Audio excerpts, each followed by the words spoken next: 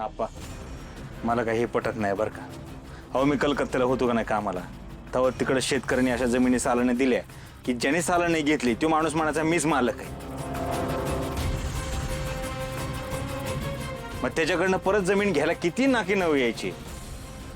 तुम्ही रेकॉर्ड काढून बघा ना, आपल्या गावात आपल्या आजूबाजूच्या गावात अशा कितीतरी केस सापडतील ज्यांच्या जमिनी लुबाडल्या गेल्या. अहो पण आपण त्याची काळजी आधीच घेऊया ना. ह्या एका भीतीपोटी आपण आपल्या जमिनीचं उत्पन्न का सोडायचं. आणि ती जमीन जामकरांकडून आपण सोडवलीच तर आपल्याला ती कसावीच लागेल की का अशीच पडीक ठेवणार आहे.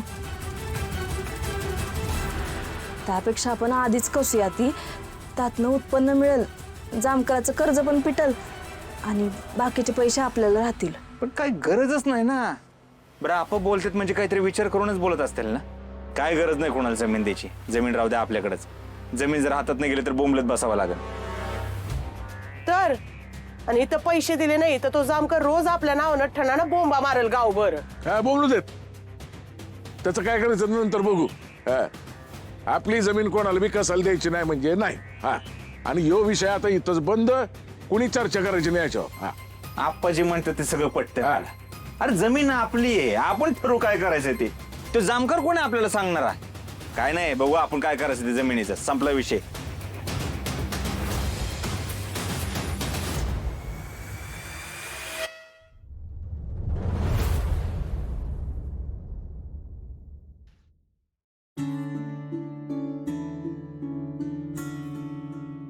हे घे, खाऊन घे.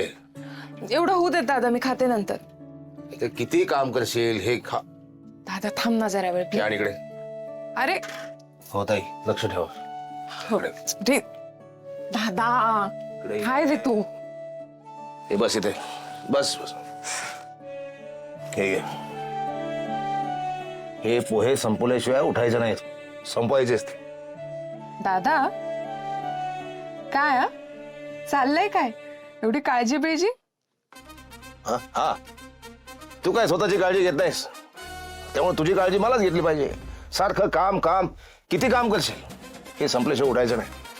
तुला काहीतरी सांगायचंय मला, बोल. मला काय सांगायचंय, मी सांगतो कोणाला कधी काही. खरे तुझ्या चेहऱ्यावर अगदी स्पष्ट दिसतंय की तुला काहीतरी सांगायचंय किंवा समजवायचंय, हो ना. नाही, मी नेहमीच तुला सपोर्ट केलाय. हं? कधी विरोध केलाय मी तुला. हा, विरोध केला असेल कधी कधी, ते तुझ्या काळजीपोटी केलाय. तुझी काळजी वाटते म्हणून. आणि मी किती दिवस तुझी काळजी घेणार आहे. काळजी असते, तू लग्न कर. दादा तू काय बोलतोय तुला कळतंय ना. काय चुकीचं काय बोललोय मी. लग्न कर म्हणतोय ना मी. अशी कशी राहशील आयुष्यभर. दादा मला काही लग्न करायचं नाहीये आणि हा विषय नकोय मला पुन्हा. ऐक ऐक ऐक ऐक. तू ऐक, तुला फार काळजी वाटते ना माझी, तर तू लग्न कर. एक छान वहिनी आण, ती घेईल माझी काळजी. माझ्या लग्नाचा काय संबंध आहे. आणि माझ्याशी कोण करेल लग्न. मी लग्नासाठी बनलेलो नाहीये. लग्न हा माझा विषय नाही. हे तुला लग्न केल्याशिवाय कळेल का. मग तेवढ्यासाठी लग्न करायचं, एका मुलीचं वाटोळं करायचं. कसं दिसतं ते. दादा तुला लग्नाची गरज जास्त आहे असं मला मनापासून वाटतं. एक चांगली मुलगी तुझं आयुष्य सुधारू शकेल. मी तर काय हात टेकलेत तुझ्या पुढे. हे विषय तुझ्या लग्नाचा होता, माझ्या लग्नाचा नाही. हा, एक करू आणि तुझं लग्न लगेच माझं लग्न होतं.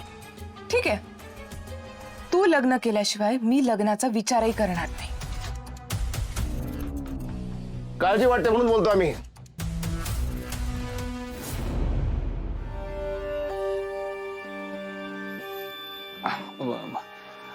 आप्पा ते आपले जामकर साहेब नाहीत का, त्यांना मी लय चांगलं ओळखतो. आता जामकर साहेबांनी आपल्याला सांगितलं म्हणजे तर काहीतरी विचार करूनच सांगत असतील ना, आहे का नाही.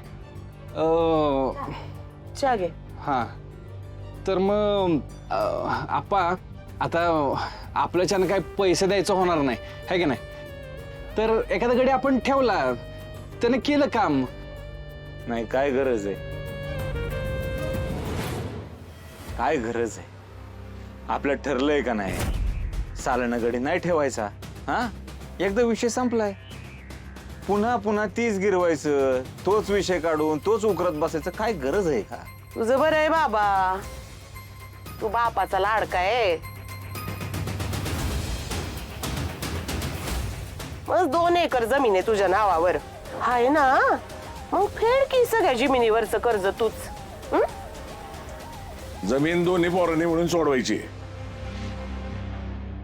ही बरं आहे, जमीन याला द्यायची, मग कर्ज पण ह्यानंच फेडलं पाहिजे की. हो, जमीन अशीच पडू नये, तिचा फायदा व्हायला नको का? तिचा काय फायदा करायचा हे माझं मी बघून घे. अरे कसं बघणार आहे बाबा? हा, जमिनीमध्ये सालगडी कामाला ठेवायचा नाही. मग तू स्वतः जाऊन जमीन कसणार आहे का? होय, वेळ आली तर ती बी करेन मी.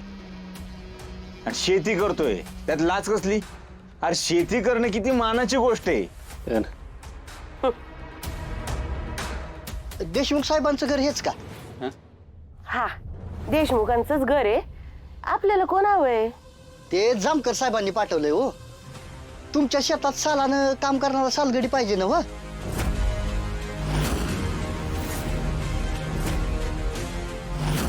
होय होय. हो हो हो.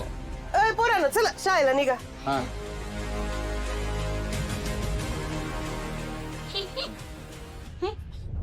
हा या ना आत या.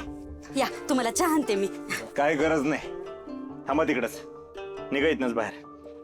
अमो, तुम्ही शेतात काम करता ना? होय, फक्त तुम्ही सांगा हो, कधीपासून सुरुवात करायची आहे? कधीच नाही, आम्हाला सालगड्याची गरजच नाही. निघा तुम्ही. या, आप्पा काय म्हणलं ऐकलं ना? निघा चला. ए थांब, अशी कशी गरज नाही? गरज आहे आपल्याला. थांब. सुद्या हे नाही म्हणलेत ना बा? अगं पण गरज आहे ना फुलाताय.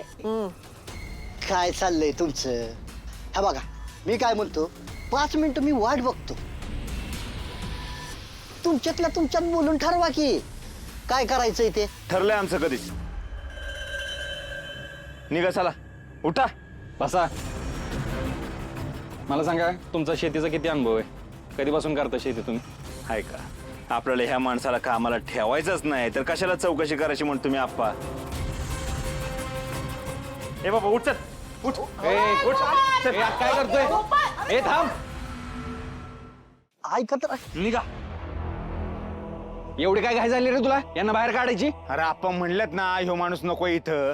हा, मग संपला विषय. असा कसा संपला? हा, जमीन सगळ्यांची आहे, तुझ्या एकट्याची मनमानी चालणार नाही. मी बी एकट्यासाठी नाही करत, सगळ्यांसाठीच करतोय. सगळ्यांचं चांगलं व्हावं म्हणूनच करतोय. हाय का आता? काय याच्यामध्ये सगळ्यांचं बोलाय सांग बरं. हे बघ, जमीन सगळ्यांची आहे, समजासनी निर्णय घेऊ दे. हा, सारखं सारखं काय सगळ्यांची लावलंय? हा, तो म्हणलाय का एकट्याची हाय म्हणून? तो म्हणतोय ना व चांगल्यासाठी करतोय म्हणून घरच्यांसाठी. हा, तरी मी काय सारखं सारखं आडव लावलंय का त्यांच्या?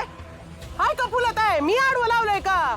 हा बाय, खरंय आता तुझा लेख जे काही बोलल ते गप गुमान खाली मान घालून ऐकायला पाहिजे, त्याची मनमानी सहन करायला पाहिजे. मी असं म्हणलंय का कधी? आता कोण बोललं मग? आत्याबाई, काय बिघडतंय शेत कसायला गडी ठेवला म्हणून? अहो, आपला फायदाच होईल की. हा, बरोबर आहे हिचं.